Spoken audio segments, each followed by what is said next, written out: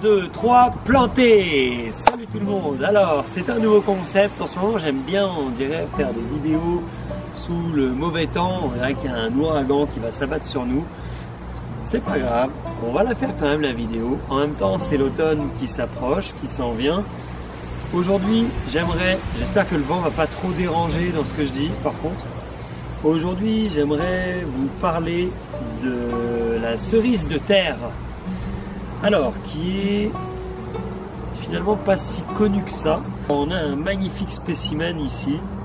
Donc la cerise de terre, en fait, c'est... Alors, faisons une petite présentation de base.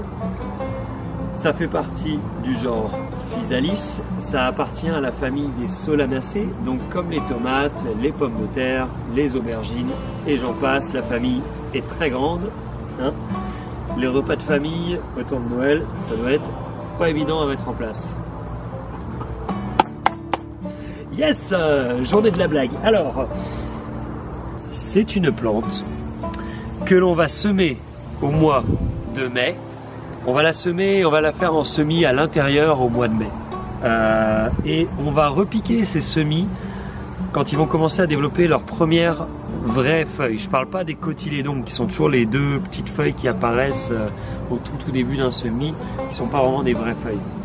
Dès qu'il va commencer à former de vraies feuilles, on voit la forme ici, on va pouvoir le repiquer.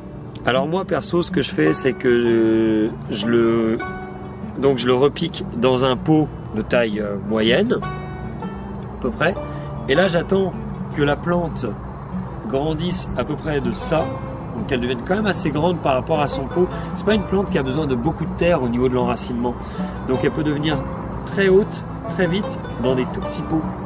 Donc j'attends qu'elle fasse à peu près cette taille, et là je la remets en terre et j'enfonce une bonne partie de la tige sous terre, de sorte qu'elle va être plantée assez profondément dans la terre, elle va avoir un meilleur enracinement et elle va mieux tenir ensuite.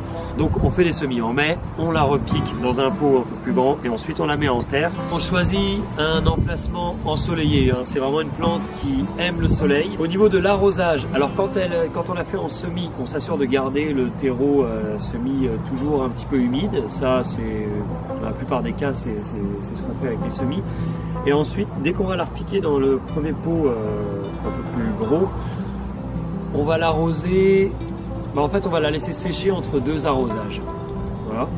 Et une fois qu'elle est en terre, franchement, à part quand il fait vraiment chaud sur des longues périodes ou qu'il pleut pas pendant longtemps, moi, je l'arrose quasiment jamais. Et on voit ce que ça donne.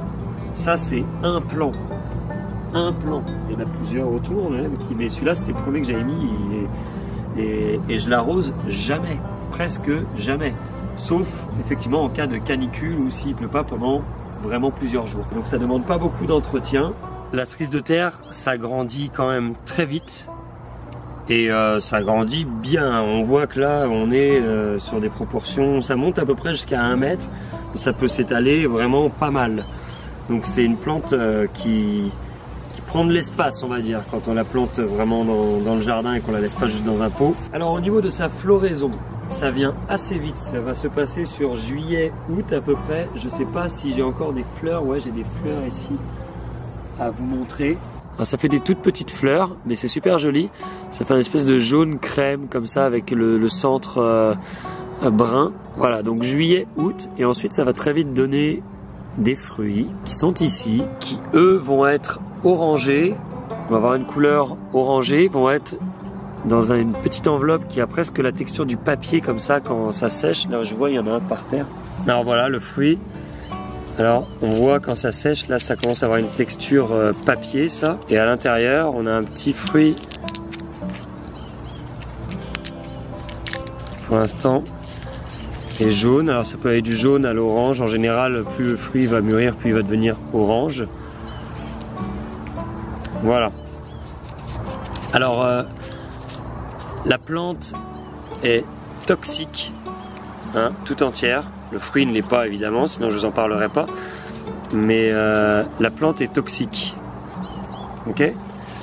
Alors c'est des fruits qu'on va voir apparaître sur la fin de l'été à peu près et qu'on va récolter généralement au début de l'automne pour le principal. Et alors ça fait vraiment une grosse production de fruits, hein. grosse production de fruits. Ça en fait vraiment beaucoup. Ici, on voit celle-là là, sur ce seul plan, là, j'en ai vraiment beaucoup. Et on se retrouve vite avec des plateaux entiers de fruits qu'on a récoltés. Donc en résumé, c'est une plante qui ne chôme pas hein, quand même. Hein. Elle grandit vite, elle prend beaucoup de place, elle fait beaucoup de fruits. Franchement, la plante, elle est au max, tu vois, elle est à fond. Et alors, ces fruits, justement, quand est-ce qu'on les récolte ? On les récolte quand ils tombent au sol, d'où son nom, cerise de terre. Donc quand ils sont tombés au sol, dans leur enveloppe, comme je vous ai montré tantôt, c'est que ils sont mûrs. Mais généralement, il vaut mieux attendre 1 ou 2 semaines, histoire que, parce que le fruit a pas mal d'amertume au début. Donc quand on le ramasse par terre, ensuite c'est bien d'attendre 1 ou 2 semaines, le temps qu'il perde son amertume. Ensuite, il va avoir un goût qui va être plutôt sucré, acidulé comme ça. C'est très bon, c'est très très bon. Alors c'est des fruits aussi qui sont plus petits que la Physalis peruviana, qui je pense est la Physalis qu'on retrouve pas mal en France en décoration. Alors je sais pas si ça se fait encore, mais il y a une époque, il n'y a pas si longtemps, c'était pas mal à la mode. On en voyait beaucoup sur les gâteaux en pâtisserie, tu sais, avec le fruit comme ça et puis les feuilles. Donc un fruit plus petit que la Physalis qu'on trouve dans les commerces en France généralement. Ces feuilles là, on constate aussi quand au toucher, elles sont très douces et en même temps elles sont épaisses. Elles sont épaisses et douces. On dirait que je suis en train de faire une publicité pour du papier toilette là. Des feuilles épaisses et douces, triple épaisseur. Alors, pour revenir au sérieux, parlons du fruit plus précisément maintenant. Le fruit, il est très riche en vitamine B1, B3 et vitamine C. Il est riche en fer, en antioxydants et en bêta-carotène. Donc c'est vraiment un fruit top pour la santé, qu'on va pouvoir utiliser de bien des façons en cuisine. On va pouvoir l'utiliser en salade de fruits, hein. Il y a des classiques, salade de fruits, smoothie, tu peux en mettre dans ton yaourt si tu en as envie. Ça peut aller aussi très bien dans ce qu'on appelle les salades exotiques. Donc tu sais, les salades du genre crevettes, mangue, gingembre ou ananas, crabe et compagnie là. Dans ce genre de salade, ça va très bien. Aussi, ça apporte un petit côté sucré. Et mon préféré, c'est ça. Faire de la confiture de cerise de terre. Ça, c'est excellent. C'est vraiment super bon.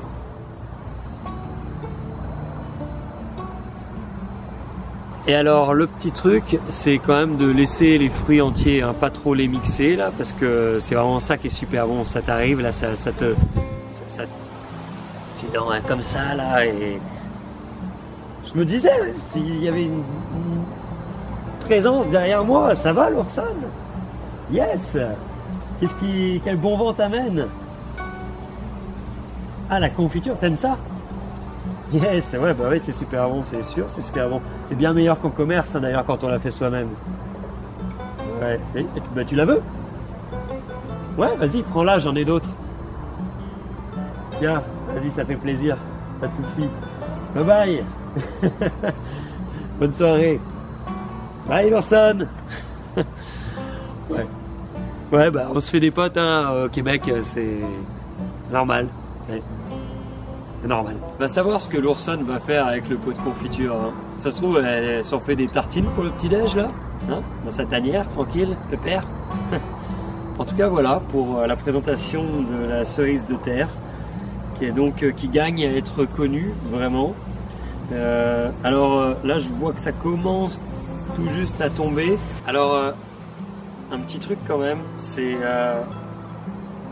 un peu comme un jeu.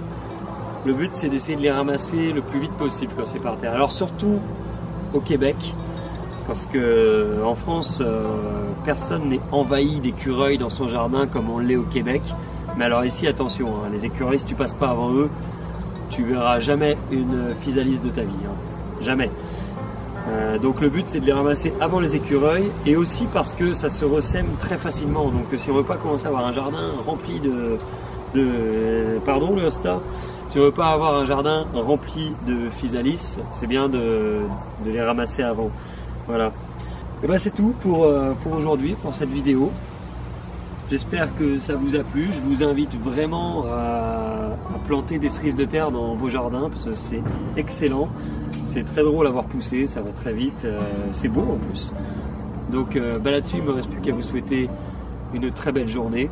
Et nous, on se revoit très vite dans une prochaine vidéo. Bye!